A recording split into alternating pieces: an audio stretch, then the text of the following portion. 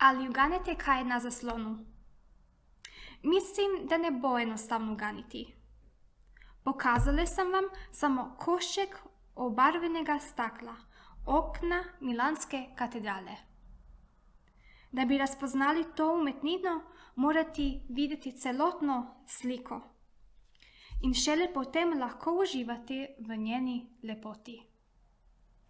Danes bi rada z vami podelila zgodbo iz Marka 14. poglavje od 51. vrstice do 52. vrstice. In da bi razumeli ti vrstici, si je pomembno ogledati celotno sliko. In ko bomo to počeli, upam, da boste uživeli v njeni lepoti. Neki mladenič pa je šel za njim. Ogrnjen je bil le z lanenim oblačilom. Zgrabili so ga, on pa je oblačilo pustil in gol pobegnil. To poročilo najdemo samo v Markovem evangeliju. Zakaj je Marko čutil to potrebo, da podeli z nami? Kaj se je zgodilo z moškimi, ki je naokoli tekal gol? Kdo je taj mladenič in čemu je gol? Menim, da nas to poročilo pusti z veliko vprašanji. Ne bi se rada osredotočila na identiteto tega mladeniča. Želim, da svojo pozornost usmerimo na njegovo početje in razloge za to početje. Besedilo je del širšega teksta, zgodba znotraj zgodbe. Beremo, da je bil Jezus s učenci v Gecemanskem vrtu. Večer so preživeli v gornji izbi in skupaj praznovali Pasho. Potem so se umaknili v vrt, kjer so se molili. Ko je Jezus molil, so njegovi učenci spali. Naročil jim je, naj bodo budni, čuječi in molijo. A so vsakič spali, dokler ni prišla skupina ljudi izmed in Judežem, da bi aretirali Jezusa. Judež je stopil naprej, divjo množico in s poljubom nakazal, kateri je Jezus. Rabi, in ga je poljubil. Oni pa so iztegnili roke po njem in ga prejeli. Eden izmed njih, tisti, ki so stali zraven, je izrdil meč, udaril ga po služabniku velikega duhovnika in mu odsekal uho. Tedaj jim je Jezus dejal: kakor nad razbojnika ste prišli z meči in koli, da bi me prejeli. Dan na dan sem se učil pri vas v templju in me niste prejeli. Toda naj se izpolnijo pisma. In vsi so ga zapustili in zbežali. Vsi učenci so sodelovali v poslednji večeri. Vsi so se zaobljubili, da bi umrli za Jezusa. Zdaj pa so ga vsi zapustili. Jezus je ostal sam.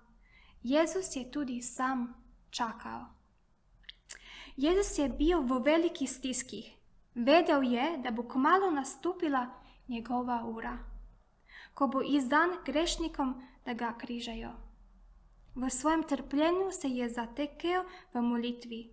Goreče je prosil Očeta, naj mu odvzame kelih trpljenja, kelih poln grehov sveta, ki jih bo moral nositi. Ali bi se lahko kako izognil trpljenju? Tišina. Jezus je čakal. Čakal je na odgovor svojega Aba, Očeta. Čakal je, da nastopi njegova ura. Čakal je na učence. Gecemanski vrt je napolnjevala tišina. V Jezusu pa je divjala glasna nevihta. Bojeval se je človeško skušnjavo, da bi naredil po svojoj volji. Odgovora od Očeta ni bilo, pa vendar se je odločil v molitvi predati, izročiti Božji volji. Sprejel bo svojo osudo, sprejel bo križ in ta križ bo nesel za vse človeštvo. Jezus je popolnoma zaupal v Boga kot svojega očeta in je bil popolnoma poslušen. V poročilu beremo, kaj je počel Jezus. Zdaj pa pogledamo, kaj so počeli učenci. Ostanite tukaj in bedite, je prosil Jezus svoje učence. To je bila njihova edina naloga. Pa so kljub temu zaspali. Jezus je prišel k njim 3-krat in jih prosil, naj bedijo, in vsakič jih je našel speč. Niso se zavedali pomembnosti tega časa. Prišla je ura, oni pa se niso zavedali, kako zelo pomembnem je bil tisti trenutek. Prvič, ko je Jezus stopil do učencev in jih našel speče, je poklical Petra Simon. Besedilo pred tem pove, da je Jezus povedal Petrovo zanikanje, čeprav se je Peter bahal, da bo stal Jezusu ob strani v njegovih preizkušnjah. Pa preberemo besedilo in poglejmo, kaj je počel učenec Peter. Spal je. Preprosto se ni zavedal, kaj se dogaja okoli njega. Zdaj ni bil učenec Peter, ampak samo Simon. Skupaj s drugimi učenci je bil takoj pripravljen slediti Jezusa, a ga je bil tudi takoj pripravljen zapustiti, čim se pojavila nevarnost. Njegova vera ni bila dovolj močna. Jezus jih najde speče tudi drugič. Borijo se s spancem, še več niso videli, kaj narečejo rabiju, učitelju. Bili so duhovno slepi in po vsem času, ki so ga preživeli z Jezusom, ga še vedno niso razumeli. Jezus jih najde speče tudi tretjič. Tokrat je prepozno, prišla je ura. Kljub temu, da je napovedal lastno trpljenje in smrt, da ga bodo izdali eden izmed 12, da ga bodo učenci zapustili in ga bo zatajil Peter, ga učenci niso poslušali in so bili zaslepljeni. Priložnost, da bi bili čuječi, da bi se pripravili in prevzeli odgovornost ter molili, je menila. Jezusa so prijeli. Prizoru v Marku 14. poglavje nam pokaže še enega Jezusovega sledilca, Judeža, njegovega učenca, izdajalca, njega, ki vodijo oboroženo vojsko proti nenasilnemu učitelju. Judež je svojega učitelja izdal s poljubom. Razpoznate v svetopisenskem besedilu ironijo. Ko koga poljubite, ga spustite v svoj osebni prostor, kar pomeni zaupanje. Pomeni, da ste si to s osebom blizu in pomeni spoštovanje. Judež ni pokazal, da je njegov odnos s Jezusom konec vse do poljuba. S to intimno potezo ljubezni in spoštovanja je boleče izdal svojega učitelja ter ga napotil v smrti. Drug učenec, ki je stal blizu, je potegal svoj meč in z njim usekal služabnega velikega duhovnika ter mu odsekal uho. Kaj so počeli učenci? Mar ne poznajo svojega Jezusa? Zdaj so bili vsi učenci budni. Vsi so ga zapustili in se sramotno razbežali. Njihov beg kaže na njihov neuspeh, njihovo šibkost, njihovo naravo, njihovo vero. In prišli smo zdaj do vrhunca naše zgodbe, do bega našega mladeniča, ki je bil odet v ladeno oblačilo in je gol zbežal. Zakaj je pisec izpostavil tega človeka med vsemi drugimi? Iz opisa razberemo, da sta pred nami dve skupine ljudi. Ti, ki so proti Jezusa, in oni, ki so za Jezusa, njegovi učenci. In potem sledi še opis mladeniča. Iz Svetega pisma ne izvemo, kdo je ta mladenič. Tega ne moramo zagotovo vedeti. Zagotovo pa vemo, da je bil nekdo, ki je sledil Jezusa. Kako pa mu je sledil? Besedilo nam priskrbi odgovor. Ogrnjen je bil le z lanenim oblačilom. Moral je biti zelo pozno po noči in se je mladič prebudil iz spanca. Ali pa se je pripeljavil na počitek. Zaslišal je hrup vojakov, ki so se oboroženi pripravljali, da zgrabijo Jezusa. Pri roki ni imel ničesar, da bi se pokril, razen lineno oblačilo. Učenci so zapustili vse, da so šli za Jezusom. Zdaj pa so vse zapustili, da bi ohranili svoje življenje. Mnogi Jezusovi učenci so imeli eno samo oblačilo in to na sebi.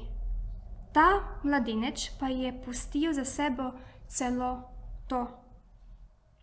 Trudil se je pokriti svojo goloto, potem pa je zbežal od Jezusa in množice ter pustil oblačilo. Čemu je šel za Jezusom, tudi kot so se vsi drugi razbežali? Očitno je bil Jezusov učenec. Očitno je spal tako kot drugi. Očitno se je bal tako kot drugi. Kljub vsemu pa je hotel ostati blizu Jezusa. Ni razumel, kdo je, saj skupaj s drugimi spal.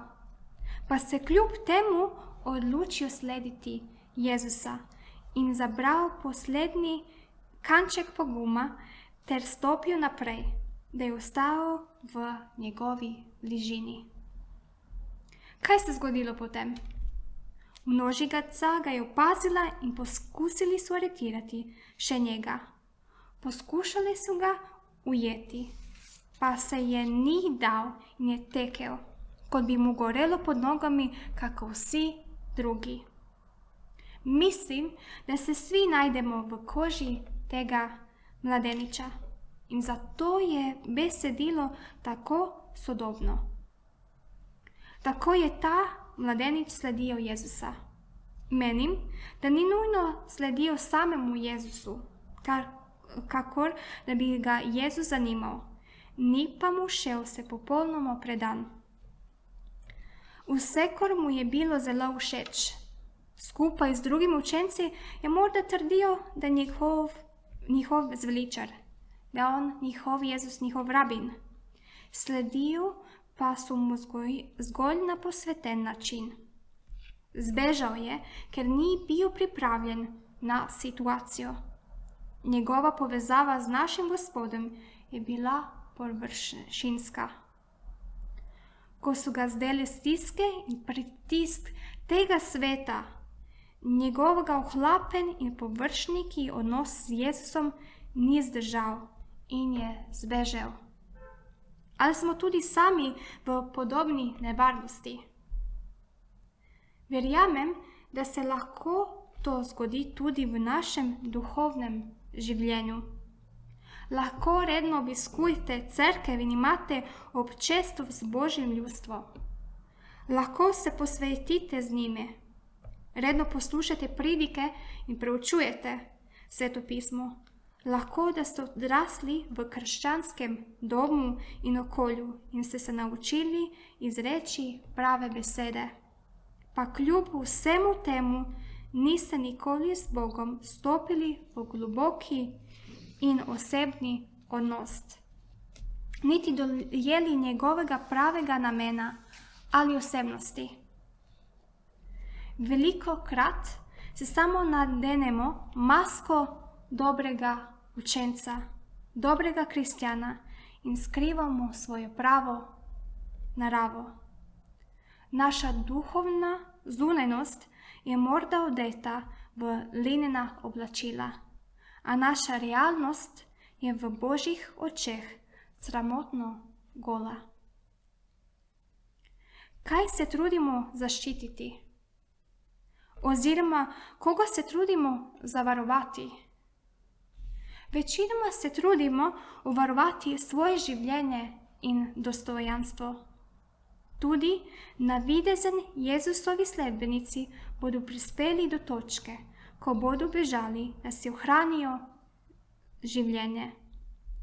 Nikomur ne bo uspelo skriti svoje golote in oslabo sramota. Trudimo se prikriti težavo, ne pa jo rešiti. Katero napako so zagrešili vsi učenci v tej zgodbi? Svi su ljubili Jezusa, svak pa je imel še svoje namere. Prav tako je imel svak svojo podobo o tem, kdo je Jezus. Vsi su imeli svoja pričakovanja. Kaj pomeni slediti Jezusa? Kakšni učenci naj bi bili v koncu časa? Kaj pomeni biti gol v vsakodnevnem in duhovnem življenju? In kaj se zgodi, ko se trudimo prekriti svojo goloto? Biti gol pomeni biti ranljiv, biti izpostavljen i pod drobnogledom. Ko si gol, ne možeš se skriti svojih pomanjkljivosti. Ostaneš brez zaštite ali obrambe. Si brez dodatkov ali okraskov. Na ogledu je tvoja prava narava. Izpostavljena pa je tudi tvoja prava narava, ko je imaš kot Jezusov učenec. V besedilu je posebej omejeno, da je mladenič nosil lineno oblačilo. Ista beseda je poslej uporabljena pri opisu Jezusovega pokopa in vstajenja. Pred nami sta dva prizora. V prvem mladenič, ki nosi lineno oblačilo, in drugem nosi lineno oblačilo Jezus ob njegovem pokopu in vstajenju. Kako torej končati v prizoru z Jezusom in ne s mladičem? V obeh priložnosti se oblačilo sleče. Slečeno oblačilo priča, da lahko tudi z najboljšimi namerami in z največjim pogumom ostanemo goli in osramočeni. Jezus, naš predstavnik, se je našel v isti situaciji, pa vendar je odšel v slavi, ko je za seboj pustil svojo lineno oblačilo. Božja moč in Božja slava se kažeta v spremljanju naših slabosti, ko dovolimo, da nas Bog in Jezus odneta v svoja veličanstvena oblačila. Kako se torej kaže, da smo njegovi učenci? Verjamem, da bi se naš odgovor na to moral glasiti, da smo povsem predani izgradnji globokega odnosa z Bogom. Ne bodimo površinski Jezusovi sledilci. Potrudimo se narediti vse, da ostanemo blizu Jezusa. Sprejmimo Božji načrt v molitvi, te dovolimo Bogu, da opravi vse drugo. Biti učenec pomeni popolnoma izročitev in zaupanje v Boga.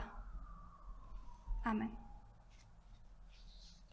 Oče nebeški, hvala ti za taj čas, ko si nam dal tu priložnost, da preberemo tvoje besedilo in da proučujemo. Hvala ti, ker si nam pomagal, da razumemo skupaj, kaj pomeni biti tvoj učenec in da se moramo izročiti popolnoma tebi in zaupati in tvoje volji. Hvala ti za vse blagoslove, to te prosim v tvojem imenu. Amen.